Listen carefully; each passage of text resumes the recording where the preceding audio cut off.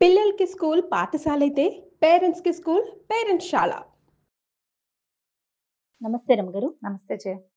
రమగారు, ఇవాళ రేపు చూసుకుంటే హ్మ్. ఎక్కువగా భార్యాభర్తలు విడిపోతున్న సంఖ్య ఎక్కువగా కనిపిస్తుంది. అంటే కారణం ఏదైనా కావచ్చు. మనం చిన్నగా అనుకోవచ్చు, పెద్దగా అనుకోవచ్చు. వారికే తెలుస్తుంది ఆ విషయం.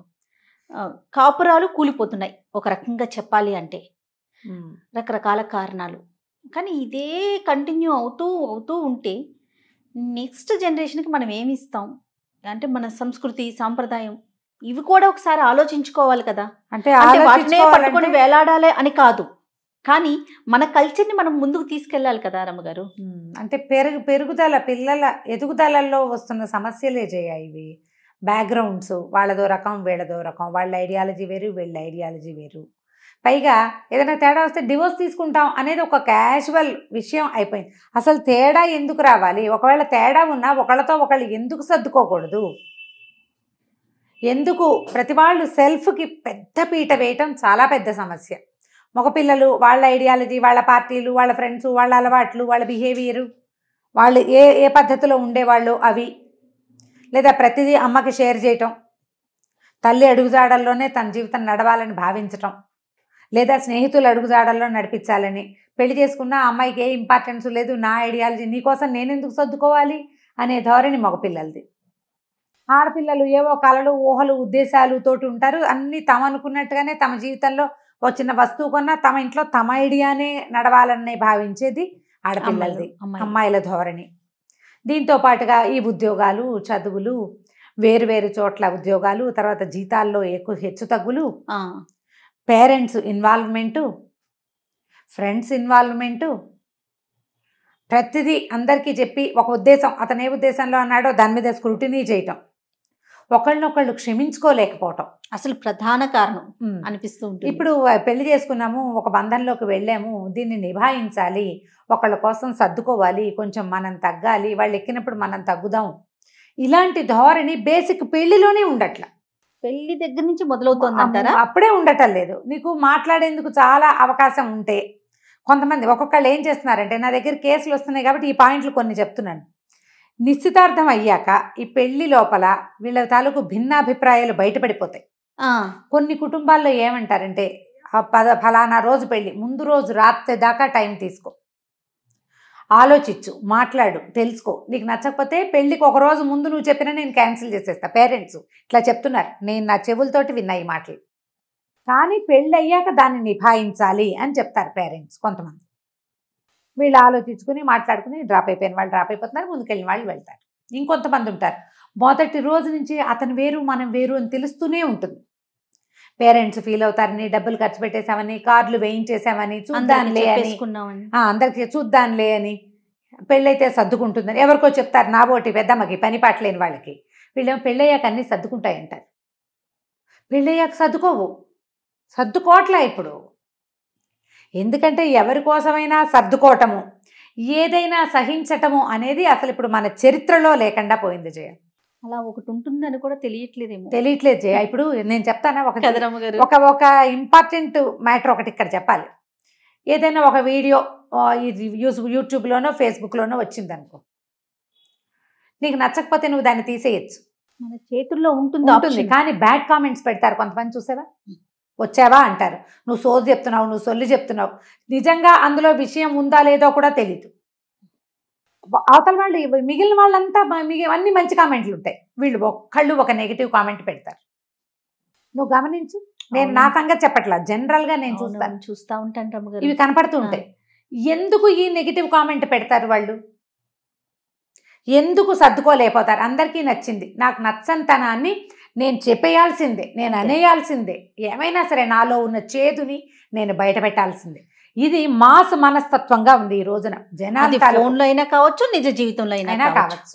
ఇంకా నేను అనుకుంటూ ఉంటాను, ఒక్కొక్కసారి కామెంట్ అన్న మాట ఆ టాపిక్ వచ్చింది కాబట్టి మనకి కనిపించరు, కాబట్టి ఇంకా మనం కనిపించం కాబట్టి వాళ్ళ ఇష్టం వచ్చింది ఒక్కొక్కరు ఒక్కొక్క అభిప్రాయాన్ని వెలిబుచ్చుతారు, గుడ్ గా. వీళ్ళు ఇలాంటి మనస్తత్వం ఉన్న వాళ్ళు ఏం చేస్తున్నారో చెప్తాను నేను. పెళ్ళిళ్ళు కుదిరిపోతాయా, అప్పుడేం మాట్లాడరు జయ. పెళ్ళి అయిపోయాక అబ్బాయి అబ్బాయికి ఇచ్చారు, వాళ్ళ ఫ్యామిలీ ఇదంటారు. నువ్వు గమనించు, పెళ్ళి అయిపోయాకే ఫ్యామిలీ తాలూకు చెడులు ఆడపిల్లలకు కానీ మగపిల్లలకు కానీ తెలుస్తున్నాయి. అవునవును. వీళ్ళు ముందు నుంచి ఇంతే అంటారు చుట్టాలయ్యాక. నువ్వు ముందే చెప్పి తగలబడకూడదు, అది చెప్పరు. పోనీ ఆ చేదుని నువ్వు దాచుకున్నావా, పోనీ పెళ్ళయింది కదా మనకెందుకు అని ఊరుకోరు. ఇదే మనస్తత్వం అన్నమాట. మనకు అవసరం లేదు, నీకు నచ్చకపోతే పక్కకి వెళ్తావు అన్న ధోరణి ఉండటల్లా. పెళ్ళి అయ్యాక ఒక పెళ్లి సంబంధం కుదిరింది. పెళ్లిలో ఆయన పిల్లాడి తండ్రి తాలూకు అన్నదమ్ములు వాళ్ళు ఎవరు రాలా, కజిన్స్ తక్కువ ఉన్నారు. ఏమిటి ఇది అని వాళ్ళలో వాళ్ళు కొంతమంది మాట్లాడుకుంటే ఏమో మీరు ఎట్టిస్తున్నారో కానీ వీళ్ళకి ముందు నుంచి లేవు. ఎట్టిస్తున్నారు అంటే సూత్రధారణ అవుతుండగా ఎట్టా ఇస్తున్నారు అన్నమాట మాట్లాడతానొచ్చు. నువ్వు ఊరుకోవాలి. పోనీ ఆ మాట్లాడేవాడివి ముందే నీకు తెలిసిన ఫ్రెండ్స్ ఎవరి దగ్గరో చెప్పాలి. చెప్పరు. అవునవును రమ్మగారు, చాలా చూస్తుంటాం ఇలాంటివి. మాత్రం ఇవి ఎంత పెద్దవైపోతాయి. వాళ్ళు పెళ్లిలో కూడా చెప్పారు. పెళ్లిలో వాళ్ళ చుట్టాలు వచ్చిన దూరపు చుట్టాలంతా కొంతమంది వచ్చారు, వాళ్ళు చెప్పారు. కొంతమంది దగ్గర వాళ్ళే రాలేదు, వీళ్ళు ఇంతేట. ఇక అది పట్టుకుంటారు. మనం ఏదైనా అరేంజ్డ్ మ్యారేజెస్లో ఏదైనా పెళ్లి సంబంధాలు కుదుర్చుకుంటున్నప్పుడు వాళ్ళ పేరెంట్స్ వాళ్ళ వ్యవహారం అందరూ వచ్చారా రాలేదా, ఎవరెవరు ఎందుకు వస్తున్నారు ఎందుకు రావట్లేదు, ఇవి కనుక్కోండి. మ్యాట్రిమోనియల్స్లో కుదుర్చుకుంటాం సంబంధాలు. కానీ నిశ్చార్థాలు అవి పెట్టుకున్నప్పుడు మొత్తం గ్రూప్ అంతా కలుస్తాం కదా, అందరితోటి పరిచయాలు చేసుకోవాలి. ఎవరెవరు ఏమేం చేస్తున్నారో తెలుసుకోండి. పెళ్ళిళ్ళలో కొన్ని ప్రోగ్రామ్స్ ఉంటాయి ఎదుర్కోలని, తోటలో సంబరమని, పరిచయాలు చేసుకోవటం. ఫ్యామిలీస్ ఒకళ్ళకొకళ్ళు పరిచయం అయ్యేటప్పుడు ఎవరెవరు ఎక్కడెక్కడి వాళ్ళు, నీకు ఎంతసేపు ఫోటోలు షూట్లు ఈ గోలే తప్ప మన ఫ్రెండ్స్ని పెళ్ళిళ్ళకి వచ్చి పిలుచుకోవటము, మన గ్రాండియర్ చూపించుకోవటం గోల కాకుండా పెళ్లి సంబంధం చేసుకుంటున్నప్పుడు ఒకళ్ళతో ఒకళ్ళు పరిచయాలు, వాళ్ళ మనస్తత్వాలు, వాటిని తెలుసుకునే ప్రయత్నం చేయాలి. దీంతో పాటు ఇప్పుడు లవ్ మ్యారేజెస్ కూడా ఫెయిల్ అవుతున్నాయి కదా, దాంట్లో కూడా పెళ్లి చూపులు అప్పుడే చేయాలంటారా, లేకపోతే పెళ్లి కుదుర్చుకుంటారు కదమ్మా, తాంబూలాలు చేసుకున్నప్పుడైనా కనీసం టైం పెళ్లిలో కలిసిన ఉపయోగం ఏముంది ఉపయోగం? పెళ్లికి ముందే మనం ఏ తాంబూలాలో పుచ్చుకుంటాం. ఇప్పుడంతా ప్రతిదీ ఫంక్షనే కదా జయ.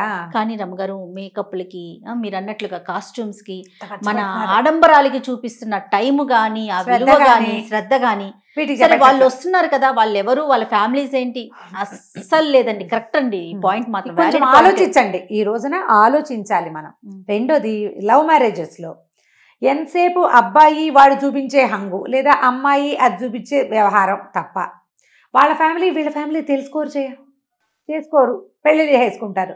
తర్వాత వాళ్ళ ఇంట్లో వీళ్ళు ఇమడలేరు, వీళ్ళ ఇంట్లో వాళ్ళు అడ్జస్ట్ కాలేరు, ఒకళ్ళతో ఒకళ్ళు కూడా అడ్జస్ట్ కాలేరు. ఎందుకంటే ఈ స్నేహాలప్పుడు మనం కొన్నే చూపిస్తాం ఎదుర్కొంటే వాళ్ళకి. మన దైనందిన జీవితము, వాళ్ళ పంధా పద్ధతి ఏమీ తెలియదు.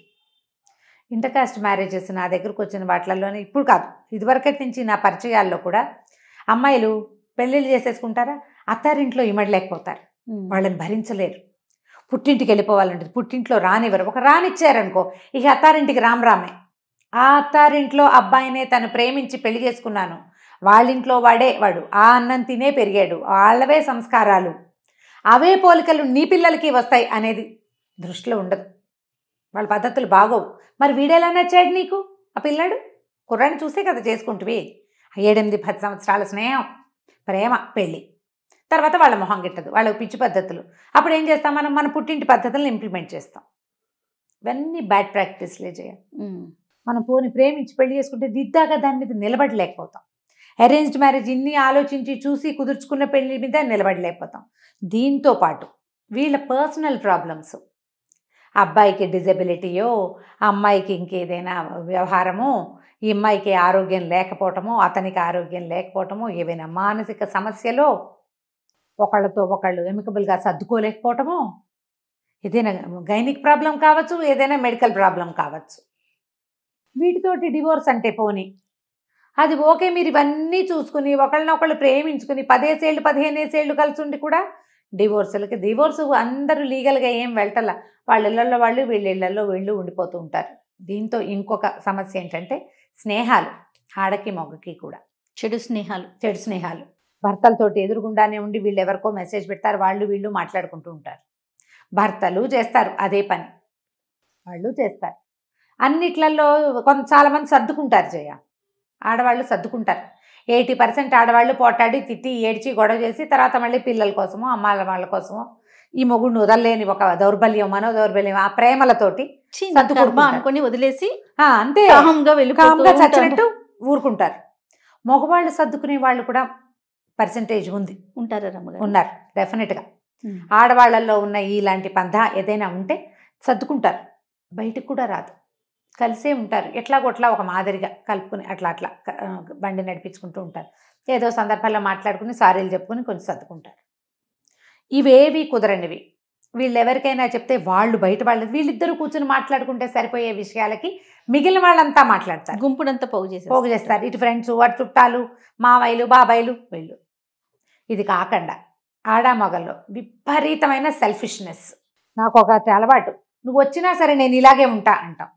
భార్య కోసం అతను ఏమీ మారడు, అతను ఏది సర్దుకోడు. నేను ముందు నుంచి ఇలాగే ఉన్నా, నేను ఇలాగే ఉంటానంటాడు. ఇది ఒక బ్యాడ్ ప్రాక్టీస్.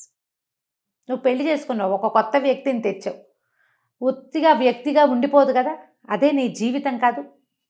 రేపొద్దున నీకు పిల్లలు పుడితే ఆ పిల్లలు నీ ఇల్లు వాకిలి నీ సంసారాన్ని ముందుకు తీసుకెళ్తుంది కాదు. ఆడపిల్లల కోసం మగవాళ్ళు తగ్గిన సంసారాలు ఎక్కువ కాలం నిలబడతాయి. కొంచెం తగ్గాలి, బాగా తగ్గమని నేను చెప్పటం లేదు, అది కరెక్ట్ కాదు, అది మ్యాచింగ్ కూడా కుదరదు. ఇప్పుడు అమ్మాయి ఇక్కడ, అబ్బాయి ఇంత పొడుగున్నారనుకో, ఈ అమ్మాయి కొంచెం కాళ్ళు ఎత్తాలి, అబ్బాయి కొంచెం తలదించాలి కదా, అప్పుడు కదా ఇవి రెండు కలిసి మొహాలు కలవాలంటే ఏం చేయాలి? ఒకళ్ళ మొహాల్లో ఒకళ్ళు చూసుకోవాలంటే వాడు తలకాయ దించాలి, ఈ పిల్ల కొంచెం కాళ్ళు పైకెత్తాలి. ఇది తప్పదు కదా. మొత్తం వ్యవహారం అంతా దీంట్లోనే ఉంది, వాడు వంగటంలో, ఈ అమ్మాయి సాగటంలో. లేదా ఆడపిల్లే మంచి తెలివైందనుకో, అబ్బాయి కొంచెం సామాన్యమైన వాడు, ఈ అమ్మాయి తగ్గి మొగుడితోటి అమికబుల్గా సర్దుకుంటే తెలివి తక్కువ వాళ్ళు. వీళ్ళలో ఏంటంటే కొంచెం పెంపకాల్లో లోపాలు, తల్లులు విపరీతంగా ఇన్వాల్వ్ అయిపోవటము అన్నిటికీ, ప్రతి విషయం ఆ ప్రతిదీ వాళ్ళు ఒప్పుకోవాలి. తిండి పెట్టడం దగ్గర నుంచి, ఏం వండి పెట్టారు, ఏం వేసుకుంటున్నారు, ఎవరింటికి వెళ్తున్నారు, ఎక్కడికి వెళ్తున్నారు, ఎవరిని కలుస్తున్నారు, ఇలాంటివన్నీ కూడా వీళ్ళు ఇన్వాల్వ్ అవుతారు. కొంచెం తగ్గితే వీళ్ళు కూడా బాగుంటుంది. ఎప్పుడైనా సరే పెళ్ళి అంటే అడ్జస్ట్మెంట్, దానికి వడంబడితేనే మన పెళ్ళి సజావుగా ముందుకెళ్తుంది. కొన్నాళ్ళు కలిసి ఉండి విడిపోవటానికి మనది ఇండియా కదా.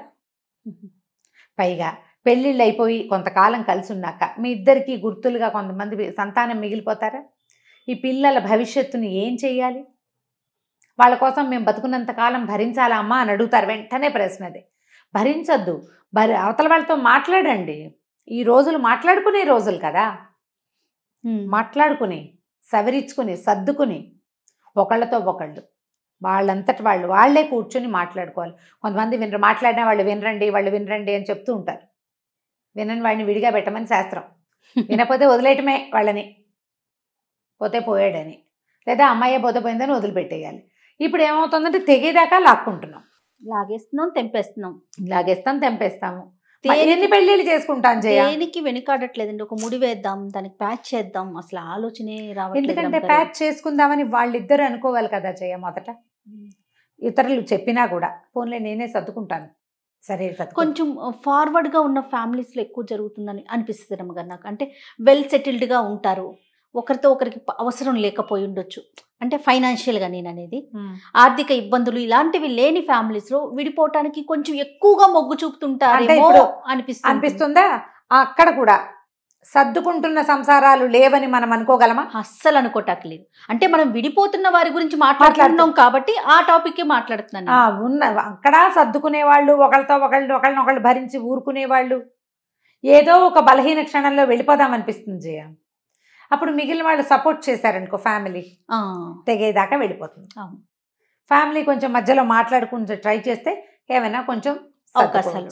ఒక్కోసారి ఏమవుతుందంటే ఆడపిల్ల వాళ్ళు సర్దుదామని ట్రై చేసినా మగపిల్లవాళ్ళు ఒప్పుకోకపోవచ్చు, వాళ్ళు ఊరుకున్నా వీళ్ళు ఊరుకోకపోవచ్చు, ఇద్దరు అన్ని వైపులా ఉండాలి రమ్మగారు. మనం ఒకటి రీజన్ అనుకోవడానికి లేదు. మనం పెళ్లి చేసుకునేటప్పుడే ఇందులో ఉన్న 50% రిస్క్ని యాక్సెప్ట్ చేసి దానికి రెడీ అయ్యి దిగితే ఈ బంధాలు శాశ్వతంగా, వివాహ బంధం సరిగ్గా నిలుస్తుంది.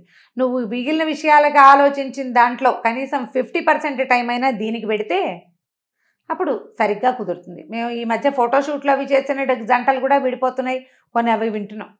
అలాగే కూడా జరుగుతోంది. ఆ ఫోటోషూట్లు అవన్నీ ఎలా అయిపోయినాయంటే పెద్ద పెద్ద సినిమా వాళ్ళు చేసుకునేవాళ్ళు, తర్వాత సెలబ్రిటీలోకి వచ్చి, తర్వాత కొంచెం బాగా డబ్బులున్న కుటుంబాలు, తర్వాత ఇప్పుడు అందరూ ప్రతి వాళ్ళు ఒక కెమెరామెన్ బట్టి ఒక ఫోటోషూట్ పెట్టుకుంటూ ఉంటాం. అలాగే డివోర్స్ కూడా ముందు ఇంగ్లీష్ వాళ్ళ గురించే మాట్లాడుకునేవాళ్ళం. ఆవిడెవరో 7 పెళ్లిళ్ళు చేస్తుందని మా చిన్నప్పుడు ఎప్పుడు పేపర్లో చూస్తుండేవాళ్ళు. తర్వాత అది హిందీ సినిమాల వాళ్ళలోకి వచ్చింది. తర్వాత ఇంకా అట్లా టీవీలోకి, ఆ తర్వాత సెలబ్రిటీ థింగ్స్, వాళ్ళ పిల్లలు, అక్కడి నుంచి మామూలు నార్మల్ అయిపోయిందండి. చాలా కామన్. పెళ్లి అనే విషయం ఎంత కామన్ అయిందో అన్నీ అంతే. మనం అది కూడా కాపీ చేస్తున్నాం. అది కూడా కామన్ అయిపోతుంది. కొంచెం కాస్త ఒకళ్ళతో ఒకళ్ళు మాట్లాడుకోవాలి అంతే. అంతేనండి. నమస్తే రమ్య గారు. నమస్తే జయ.